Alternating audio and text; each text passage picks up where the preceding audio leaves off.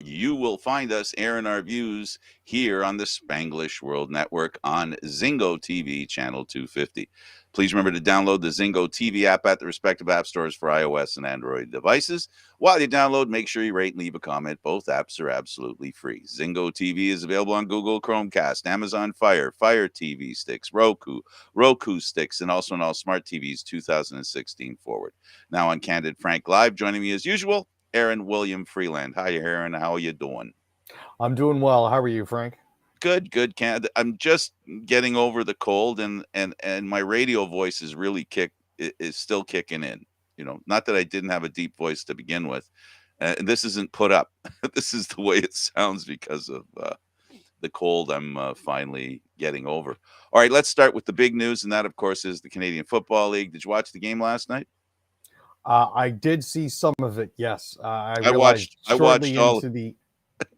I watched all of it. Go ahead. I realized about 5 minutes into the second quarter that it was going to be done pretty quickly. Well, X Argo runs back the kickoff for a TD. They get a pick six.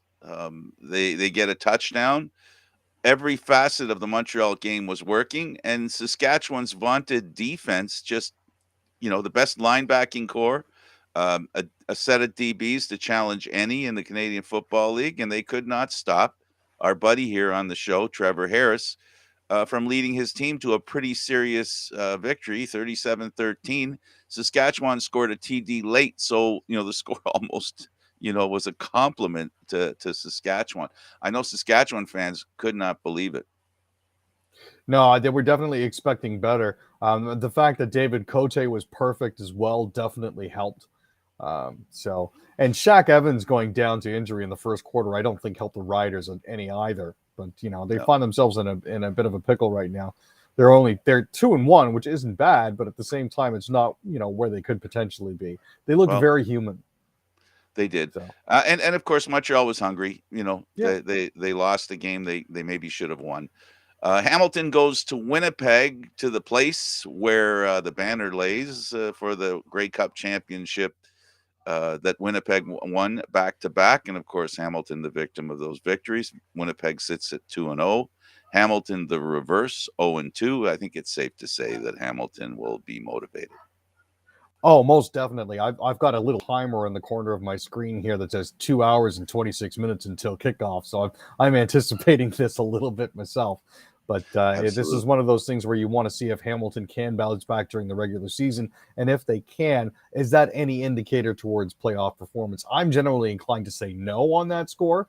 But if they can at least put up a decent showing and get a win, then that'll at least do something for their confidence. The Battle of Alberta moves into Calgary. Calgary, a team that has played very well this season. They look to maybe being able to fight for first place again. Edmonton, on the other hand, is trying to work towards respectability, and this would be a good week to achieve that goal. Oh, most definitely. I mean, it's one of those things where you don't like to get caught out by a provincial rival, and especially with a rivalry that goes as deep as Edmonton's and Calgary's does. You want to make sure that you get off on the right foot. Toronto's in BC late Sunday for Toronto viewers, 10 o'clock start our time. The last time Toronto was in BC, they were throttled, I think, something like 55-8. It was a game that was followed by a phone call by Ben Pinball Clemens in the late night, telling Bill Manning and the Toronto Argonauts that, okay, I'll come and be part of the management team there for the Argos. He just could not take it anymore. Toronto had sunk it to his point and view, to the lowest point he could stand any longer without getting involved with trying to improve the Toronto Argonaut fortune. Since then, the team has done really well. They've finished in first.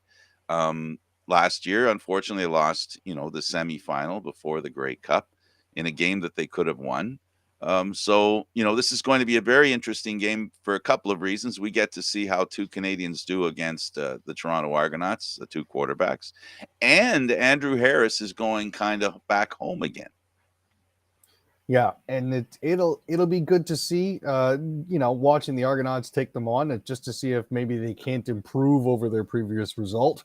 Wink, wink, nudge, nudge. But it'll also serve as a bit of a bellwether for them when taking a look at where everything is going to fall out. This is, I think, the first opportunity they really have had to see a Western opponent, being it's only their second game of the season. But it's an important game for them as well. It'll give them an opportunity to see if that team A really is for real, and B, if the West really is that strong. Because I'm looking at the Western teams right now, and they're all 2-0, 2-0, 2-1, 1-0.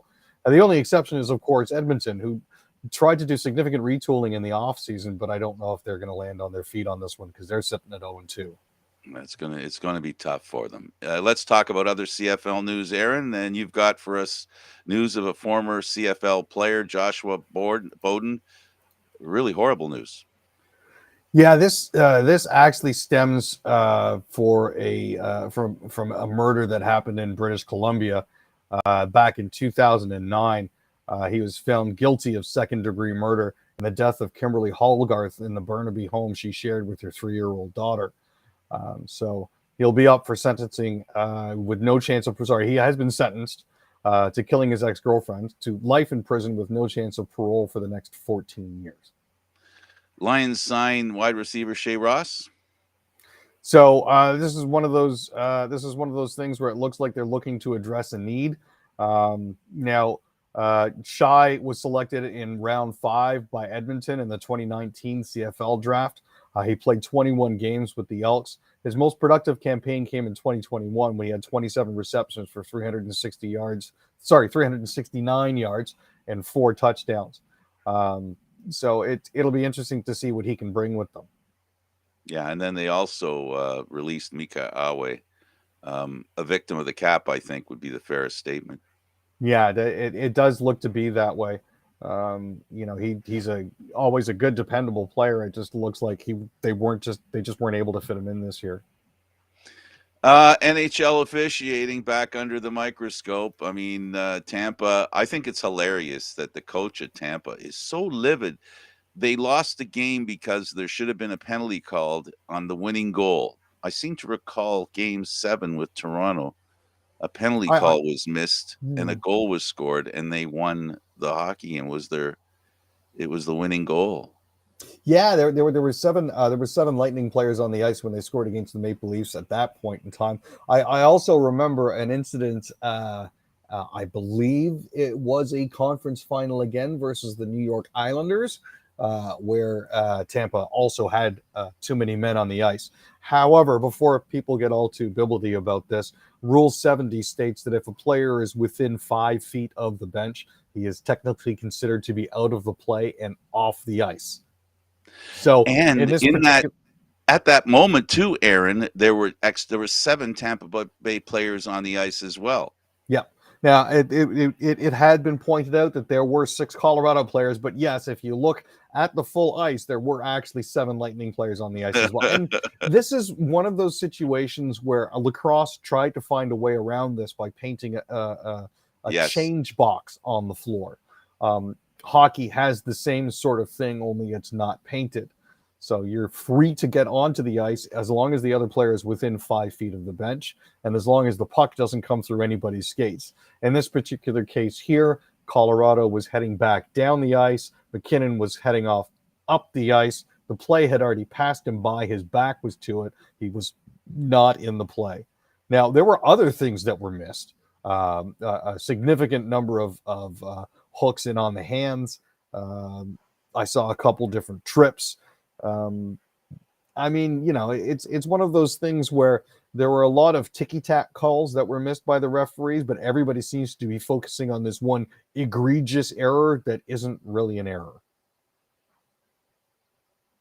By the way, Frank, you're on mute. You'll need to take yourself off. Yeah, no, I was coughing, so I didn't want you to hear that. So I put myself on mute. It's just because somebody who's heard makes a point, like the coach of the Tampa Bay Lightning, at a press conference is so upset he refuses to talk. I've never seen such gamemanship. It was amazing. I think it's ludicrous that any NHL team complains about officiating when it is a constant issue. Every series, pretty much every game. And the whole reason why the NHL's a total failure at developing a kind of respect in their officiating is because they continue to try to release the leash.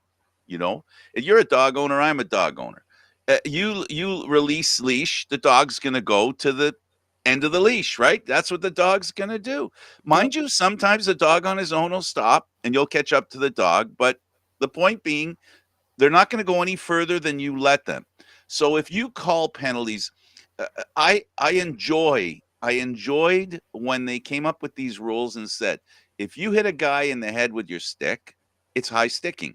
Yeah, but what if I did it by no, doesn't matter. You're responsible for controlling your stick. What did that do? It created a situation where when a stick hits a face, there's no argument, right? There's no faking it. And if you fake it, then you should get suspended, right? We've seen that too. Remember, there have been some high sticks that weren't high sticks. Players go, "Oh no," and the stick never got closer than that. So the point I'm trying to make is that if they're constant with their penalties, consistent, you and I know we agree on this, and I'm just verbalizing it. So if you call every trip, players are not going to trip players. The reason they break rules is because they've gotten away with it, or somebody on the other ice got away with it. So then what happens is they keep doing it till somebody doesn't get away with it. And then what happens is you have this perceived notion that the officiating is skewed. Yeah, and again, it's dogs will only get away with what you let them get away with. So Absolutely. if you don't smack your dog, just as an example here, if you don't smack your dog for stealing food off the table, it's going to keep stealing food off the table until you do. And even after you do correct your animal, it will still steal food off your table because it's gotten away with it before. That's generally how it works. It's just the way it is. And it's consistency and understanding the rules, and it's well, quite frankly, it's risk and reward, right? If there's Yeah. if it's a total risk to do something wrong, the reward might not be worth it. But if you can risk a little bit and you get a reward, you're going to keep risking until, and that's all there is to it. So the National Hockey League needs to get away from this basketball mentality, which basketball got away from, by the way, which the National Hockey League is officiating like the NBA officiated 5-10 years ago, which is just stupid. It's just stupid. Now, are they trying to mask helping teams?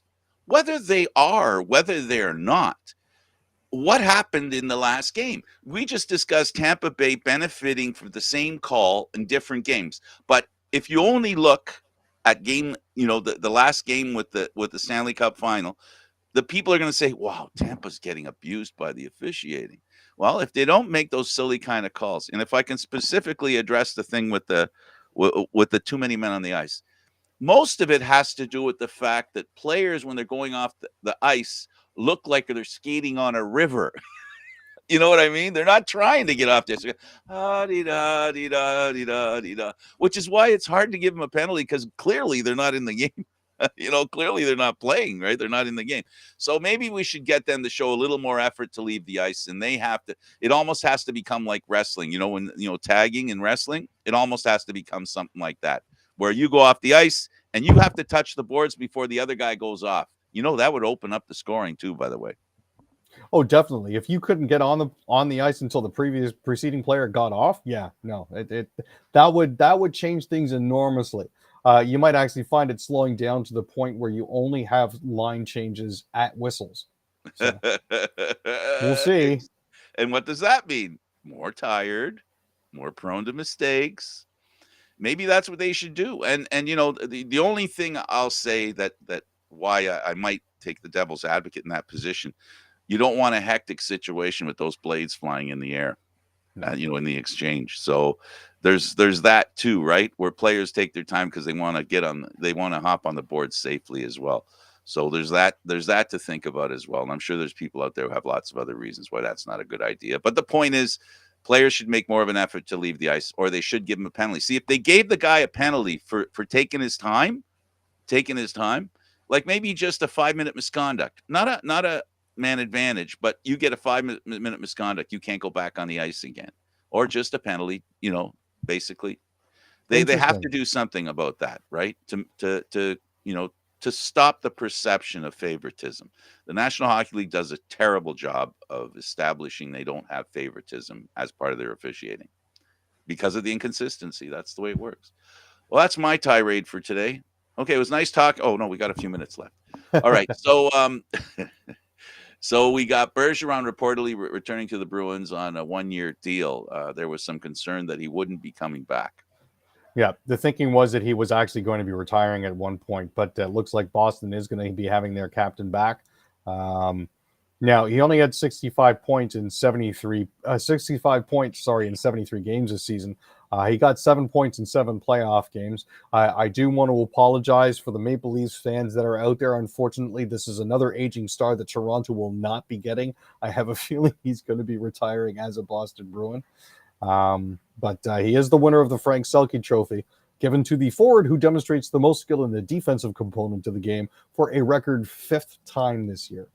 So, is he a candidate to be one of those million a year guys? Does he want to extend his career? I'd like to think that he's a candidate for becoming part of the minimum wage signee club, but it's unlikely that he would sign with the Maple Leafs. No, I know that we have a track record of picking up players on the tail ends and down slopes of their careers in Toronto. But if he's going to go to a team, it'll be a team to the north, but it won't be this one. No. He could go to the Canadian. That could prove interesting. That I could see him going there. French Canadian going home. With the Sens, the Ottawa Senators inked downtown arena deal once again, so they're staying there. Yep, the Senators are definitely not moving. The National Capital Commission has again signed an agreement with the Ottawa Senators that's supposed to bring an arena to the Le Breton Flats area, which is near downtown Ottawa. This is following the collapse of another Sens-backed arena plan in the same area. The signed memorandum of understanding with Capital Sports Development lays the groundwork for an arena and a mixed-use development on Albert Street between Preston and City Center. So the plans are still in their infancy, but it says it has a goal of autumn 2023 to reach a long-term land lease on that 7-acre area in the Le Breton Flats area. They're looking at clear targets related to sustainability, affordable housing, and benefits for the Algonquin Nation. So that is another one of the considerations that they're looking at there. They're thinking of making it a mixed development area akin to 11 Square outside of Scotiabank Arena with a condo tower, office towers, practice facility, all of that. Edmonton, Calgary was planning a new arena to do the same thing. Yep. BC, Vancouver, every hockey arena is the center of some sort of housing, business development. And that's why they're getting away from going into the suburbs with these arenas. And, it's the biggest thing the problem that they have in Phoenix and Arizona, where they decided to put the arena where they did, which wasn't near downtown. And it just is counterintuitive by today's standards. And that's too bad. Yeah. And good luck with Ottawa. Ottawa, they are a Canadian hockey team in our capital. We got to have a hockey team in our capital, so we all wish them the best luck. Another team that needs a lot of luck are the Jets, and now we hear reports that Pierre-Luc Dubois is considering dipping his toe in free agency, kind of establishing his market value outside of the Jets. Doesn't mean he won't leave, but well, I mean, as it currently stands, Dubois is an RFA right now, or a restricted free agent. He won't actually be eligible to hit the open market as an unrestricted free agent until July of 2024. It's basically he's telling them, hey, look, I appreciate the fact that I'm under contract with you guys for the next 2 years, but after that, I would like to get out of here. Is that another way of saying trade me? It sounds like it. Yeah. I mean, it's rare for a player under team control for 2 more years to tell the club that they're currently playing for that I'm out of here in a couple of years. So we'll have to see what happens there. This is all also coming on the heels of the fact that Barry Trotz says he's not going to be signing in Winnipeg to coach there. He's decided he wants to spend a little bit more time with his family, which is understandable. So it doesn't look so they're potentially losing a really big free agent and they're also not getting the coach that they want at this time. Were Trotz to sign with them in 23-24 or the tail end of 22-23 as an interim coach and then full-time, that may change PLD's desire to test free agency. But as it currently stands, we don't necessarily know. Well, it could also mean that he'll be signing as a coach elsewhere in about a month and a half. You never know, you know. He's gonna change his mind. Right now, Winnipeg, you know, it's the cap era, and they're a team that their best years, and this sounds terrible to say, but their best years were a few years ago, and they've had difficulty reattaining that level of play that they had when they actually had a chance to make it to the Stanley Cup. Now, does this mean they're done? No, absolutely not. What it does mean, though, is they have a challenge. No different than the Toronto Maple Leafs. They finished where they did. There's no guarantee they're going to do as well next year. That's the thing about the National Hockey League, and the competitive edge is so narrow and narrowly defined between the teams. A lucky draft pick here or an injury there, or a player plays beyond his ability where you get a guy and you didn't realize how good he was. We've seen that a few times. And usually those players are the ones that help push a team over the top. We saw it with the Rangers. We've seen it with the Carolina team. We've seen it with Tampa. Not that they, how do you say that to a team that's for the third year in a row in the Stanley Cup final after winning twice? But they have a couple of extra little guys that they've brought in that have made a difference. So, it's what you have to do. So we don't know if Winnipeg can keep Dubois 3 years from now. What does that matter? What good will he be with them right now? And what good will the players they have be right now? So hopefully, how we feel about the Canadian teams here. We wish all the best to the Canadians. I'd love to see a semifinal with all 4 Canadian teams. That would be fantastic. That would be absolutely fantastic. But, the reality of that is nonsensical, to be honest. All right, let's talk about the Toronto Blue Jays, who were favored at the beginning of the year. But, my goodness, the Red Sox and the Yankees have been really tearing it up.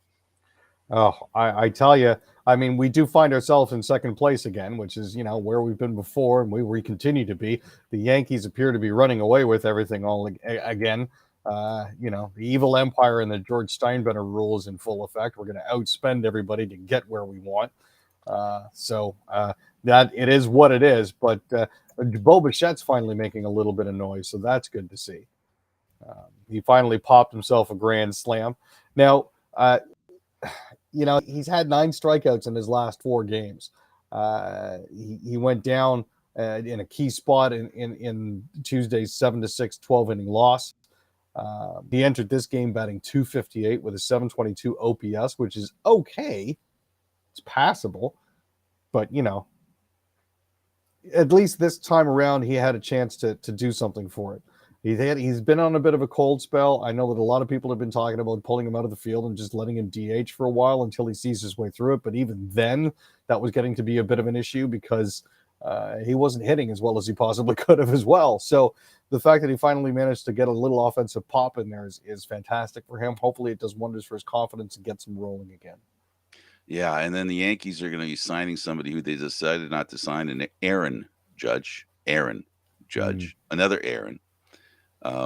Wow. They've got all these players, and it's just, the Jays just have to figure out a way to beat them when it matters. So they have to get the process together. They have to get their pitching together. They have to, they just have to play really good defense, and they can beat the Yankees in a playoff, which is what it's going to take, right? They probably will not catch them. So it'll need to be a wild card. It'll be a 3-way battle between them and 2 other teams if they're fortunate enough to be one of the 3 teams. Hopefully they can be the home team and they can win the playoff series between the other 2. And then it'll be up against the Yankees they go. And the problem with that will be, and this is the advantage now that, Major League Baseball has created for the teams that win the division. Now there's an advantage because the wild card team, now they're going to play at least 2 games to decide who gets to play in that next series, and that's two pitchers. And with nothing to lose, they're going to play their two best pitchers. And now they're going to be going up against the division champs and the Yankees, or either the other two, and they're going to have to start with their third starter. And that's hoping that they don't get in the playoff series, they don't get torn up during the series. So it's important that the Jays do catch up to the Yankees, but they're going to have to get their process together and going to need a deep pitching staff. And by that, I mean the ones that they have right now have to develop and be dependable.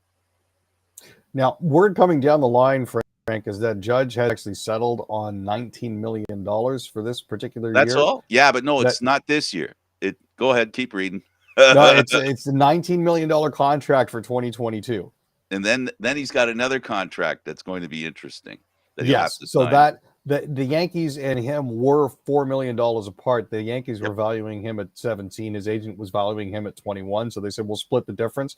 There's also a $250,000 bonus if he's voted the AL MVP, and a $250,000 bonus if he's named the World Series MVP.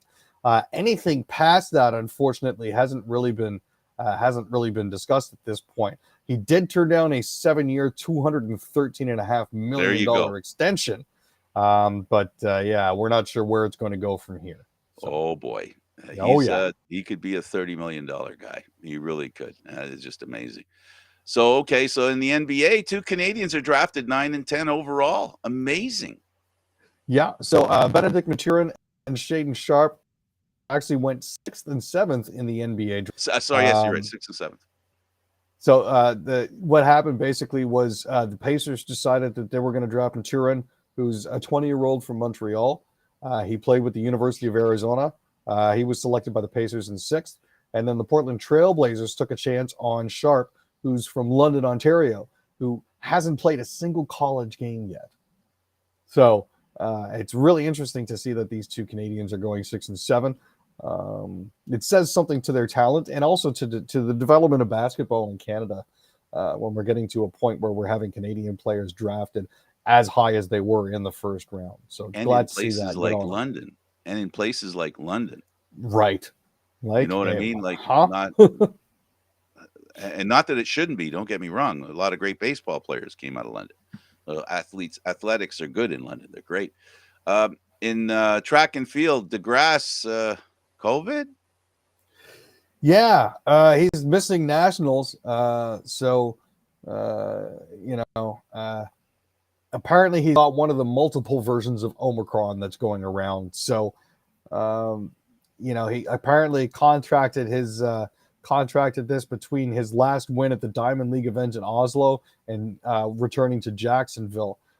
So as it currently stands, he made his diagnosis public on Tuesday morning. His season has been a little bit chaotic.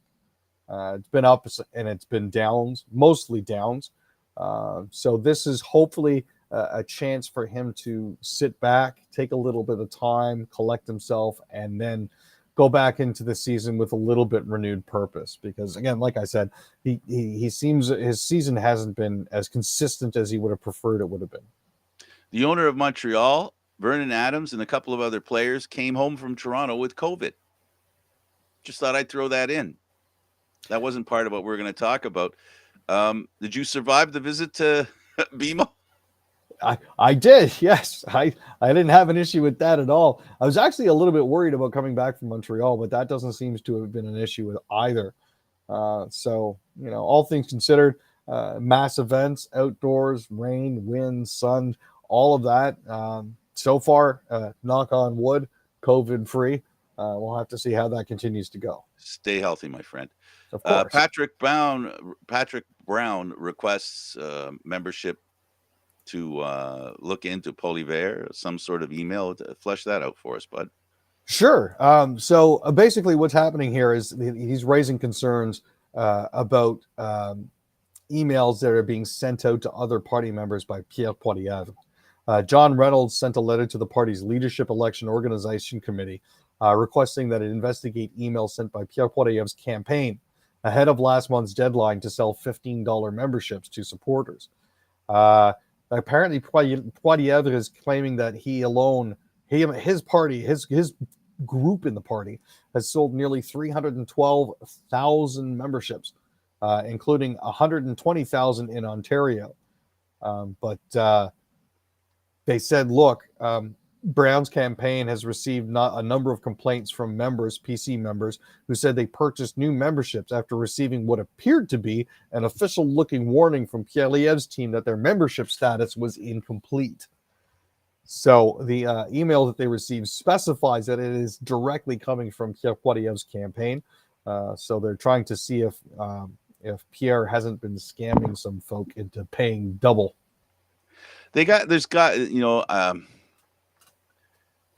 Maybe later, but anyway, we'll stay in Canada. CTA says total air travel complaints up last year on increased backlog. Well, with the flights having problems taking off and people concerned with getting on an airplane and crowded spaces, stress levels are higher at the airport today. Yeah, I mean, year over year, since March 31st, 2021, apparently there have been 28,673 complaints, which is up from the 26,742 from a year earlier. Now, the year's total includes 12,158 new complaints for about an 8% drop, but the carryover of 16,000 complaints that had not yet been resolved. So it's working on getting that done. Based on the delays that we're currently experiencing as well, the Canadian government has confirmed that there has been hiring put in place to speed things up at the border control areas in the airport. There was a cohort that was hired approximately 12 to 16 weeks ago that should be coming online and reducing lines at the airport over the next couple of weeks. Talk to us on a related subject, passports. There's a bit of difficulty getting a passport. Maybe you should apply sooner. If your passport is coming up for renewal, you need to get on that sooner rather than later. I know that for an extra fee, the passport office is supposed to expedite things. But the issue that they're seeing here is that there have been about 500 people a day lining up outside Passport Canada offices in Montreal, but the office is only able to process 150 to 200 applications per day. So there's getting to be a bit of a backlog in that situation. Now, for those of you who are looking to renew your passports, listen to this, okay? Refugees and Citizenship Canada has said its estimated wait time for passports is approximately 45 working days, or about 9 weeks, for those who apply at a Service Canada Centre or who apply by mail. So do it early. I know that mine comes up, I believe, in November of next year. I'm not going to wait until November to reapply. I'm going to be doing that after Canada Day. I'm going to be putting in my information. So. Sorry, had to cough. No worries. BC officer charged with 2 counts of assault related to 2020 arrest. So this is going back to a case where there was an arrest in West Van in February 26th, 2020. Sean Nagel is the constable who's charged with assault with a weapon and assault causing bodily harm. They haven't provided any other information about that. And this was just a case that I wanted to mention because we're always talking about a lack of accountability and a need for more accountability for police officers. So the charges were approved by an experienced Crown Counsel with no prior or current connection. Nagel's first appearance is scheduled for August 3rd in North Van Provincial Court. So we'll be keeping an eye on that story and bringing you some updates in the next 6 to 8 weeks. People in Vancouver or BC are disappointed in a decision by the premier. He might have made the wrong call in stopping a museum project. Sorry. So this was done pre-pandemic. There was a poll, and there have been different things to get funding in place here. But John Horgan has announced that his government is stopping the $800 million replacement of the Royal BC Museum. He says he's heard from BC residents that say it's the wrong time for the construction. They're going to go back to the drawing board to find a project that all residents can get behind. This was part of a feasibility study that was done just last month. The government actually released thousands of pages of documents supporting its decision to build a new museum, because renovating and repairing the current building in Victoria, BC would actually have cost 1.1 billion as opposed to 800 million. So it would have been more expensive. But the fact that there are more people that are concerned about the cost of living, gas, that sort of thing, has Taxes. made them realize, you know what, maybe we should take a pass on this at this point in time. So, We've talked about this on the show ad nauseum. Ezra Miller reportedly housing mom and 3 young kids at his farm with weed, guns lying around. yes. According to Rolling Stone, the actor has a mother and her 3 young children between the ages of 1 and 5 living with them at this point in time. He's reportedly hosting the 25-year-old woman and her children. Now, he met them when they were down in Hawaii shooting, and reports were coming up of him getting arrested on an almost weekly basis down there. The children's father has said that they basically just up and left with Ezra, he hasn't been in contact with them since they left in April.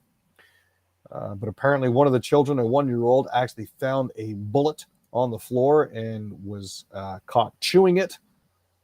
There's also been footage that's been leaked of different long guns and handguns, as well as marijuana around the living room, as well as rifles lying on top of stuffed toys.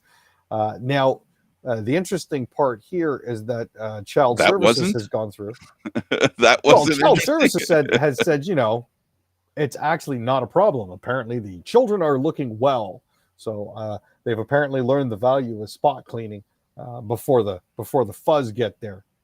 Okie This is it's one of those interesting situations. I don't think Ezra will be around the DC expanded universe for very much longer. After his movie Flash comes out, I think he's done with them. Trial by fire continues for Lytton, BC. Its residents in limbo. Buildings are in ruins. Sad story. Yeah, so this is a case from a couple of years ago, when actually from June 30th of last year. Sorry, when there was a flash fire, and the entire town basically burned down. There was a heat dome that killed 619 people in British Columbia. Lytton topped out at 49.6 degrees Celsius during that time period. As it stands, pledges poured in to build back better, but nothing has currently happened. So they're looking at a lot of issues, and right now a lot of people still are outside of their homes. So our neighbors in Manitoba and Northern Ontario have concerns of tornadoes and severe storms. So, and again, results of climate change producing more weather events that are, 1 in 200, 1 in 500, 1 in a millennial sort of events that happen more and more and more. Currently, Kenora and Nestor Falls are under tornado watch. This is as at 1 o'clock this afternoon, not to mention Fort Frances, Emo, and Rainy River. This is basically a shift from Manitoba. There's footage out of Portage la Prairie, which is absolutely stunning, as well as storms coming from Indian Head and Saskatchewan all the way across. Then we have an issue in Saginaw, Quebec, which I don't know if global warming has anything to do with it, but it is the world fighting back against us humans. Yeah, once again, Mother Nature has decided that a certain area needs to go. They actually received 157 millimeters of rain in a month, and that was behind the initial landslide that happened in the LeBay district of Saguenay.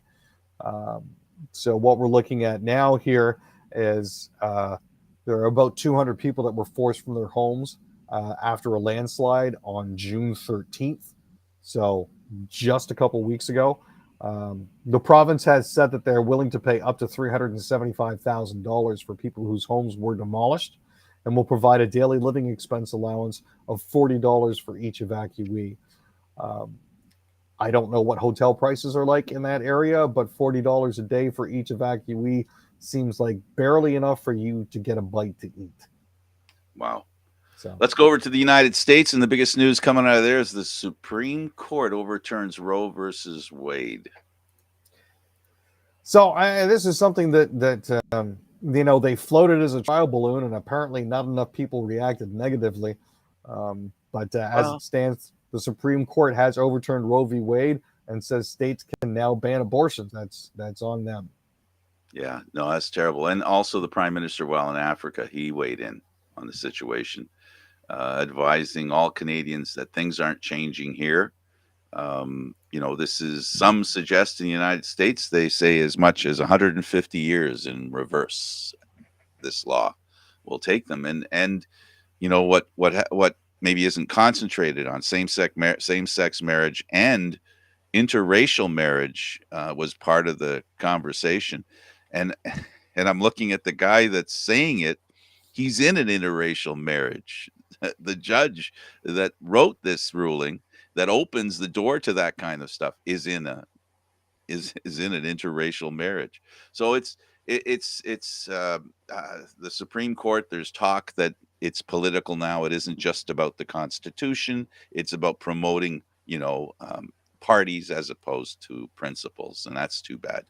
Um, on balance, companies like Disney, Netflix, Paramount, Comcast, they'll be doing some stuff to help their employees, their women employees, their family employees, for getting an abortion and maybe covering travel costs as part of their benefits plan. Yeah. So, and again, the judge in question is Clarence Thomas, who's married to a well-known Washington lobbyist, Ginny Thomas. He mentioned that it might be an idea, now that we've looked at Roe v. Wade, to take another look at Griswold versus Connecticut. For those not familiar with this case, this is the liberty of a married couple to buy contraceptives without government interference. There's also, he said they should take a look at Lawrence versus Texas, which was a Supreme Court ruling that banned sanctions for sodomy due to it being unconstitutional, and Obergefell versus Hodges, which is the same-sex marriage case that you mentioned. If they're going to be doing that, then I think it might be a very good idea. And Clarence is kidding himself if he doesn't think that this is going to happen, because conservatives will turn on him in a heartbeat. That maybe they should take another look at Loving versus Virginia, which is all about interracial marriage.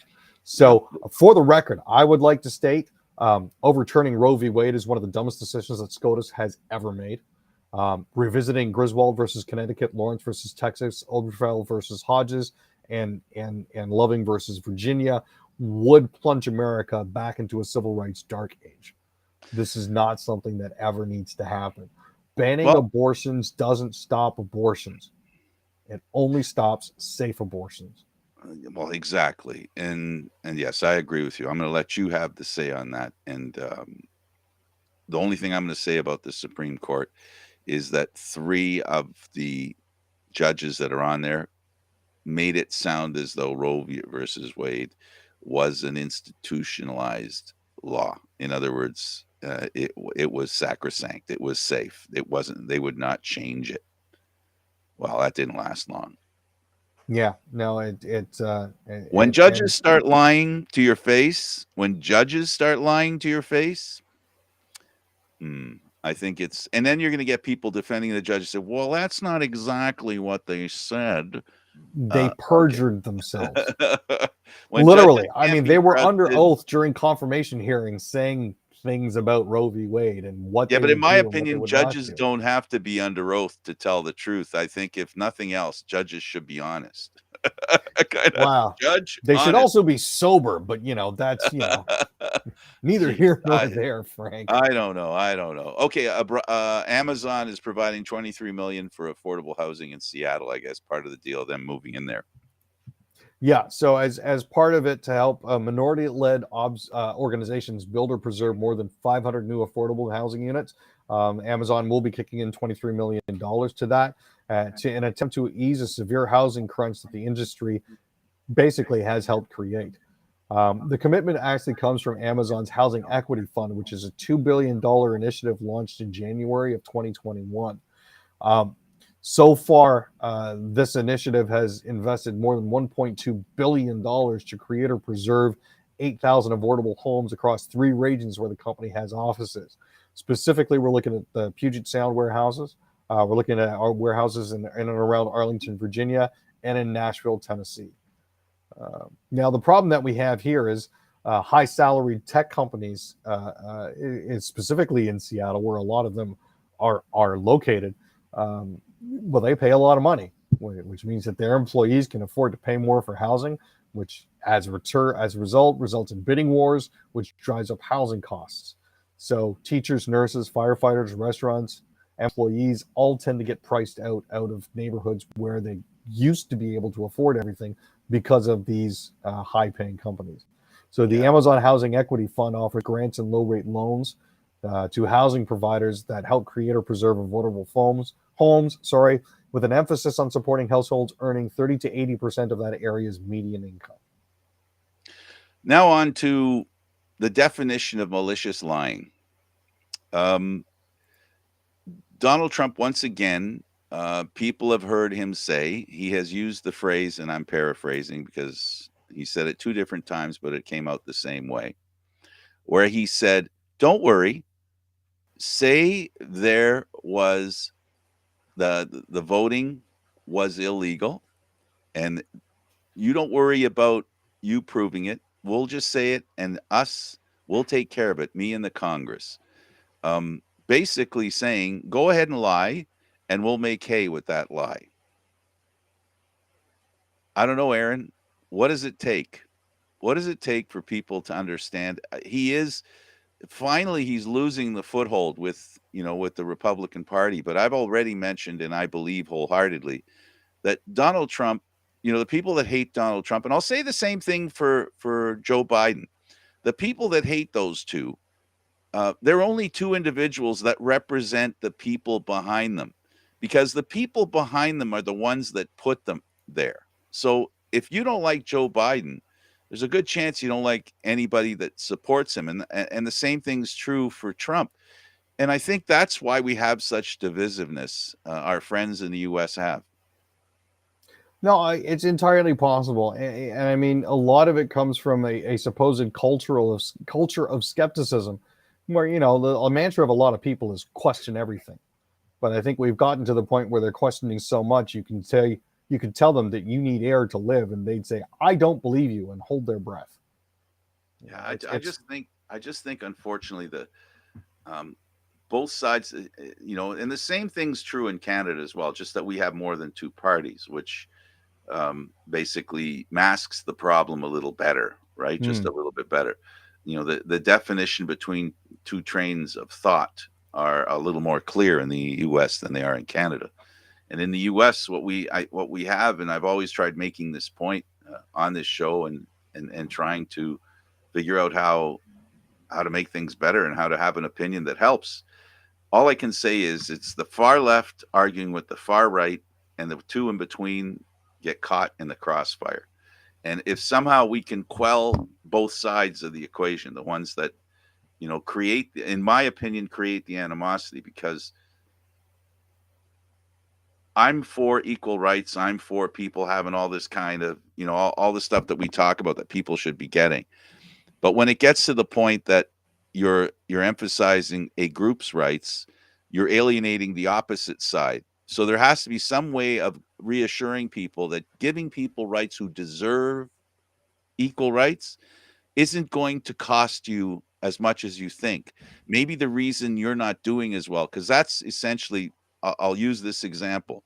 Young white men are told that they have it easy in life, that they have all the favoritism, they have all the breaks. But if you go to the Western United States, the Midwestern United States, the South, white men there are not doing that great. Now, is it their fault? It could be.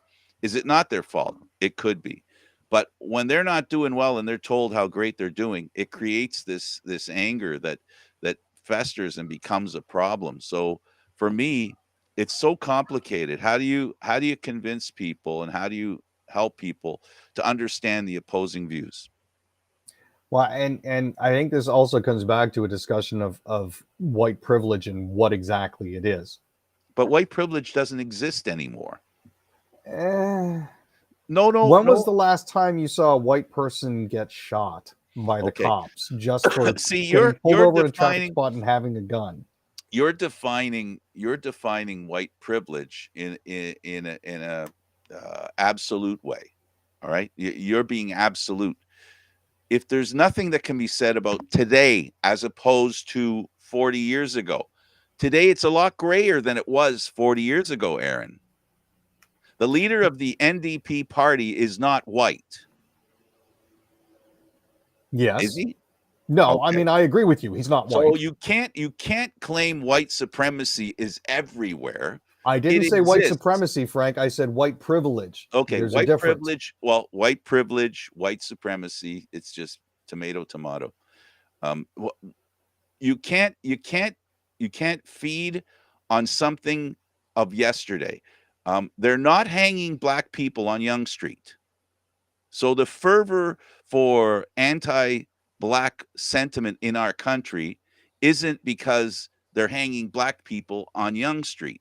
Their people are being abused to a different level.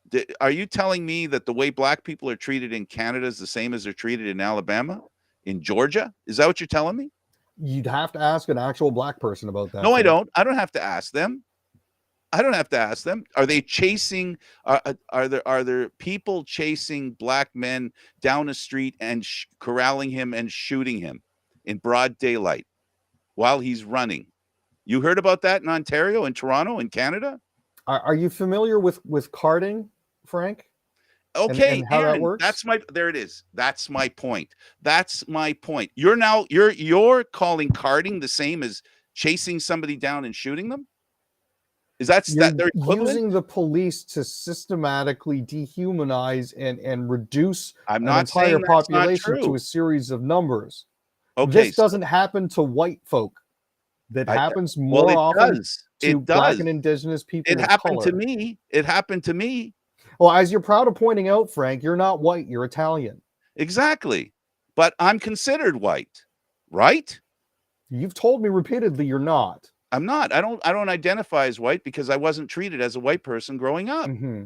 But they didn't hang my father in the street. They treated us not well. The police didn't like us hanging around. You can't equate things. And this is why, see, I'm getting irate at what you're saying. And that's the problem because you must measure the penalty or the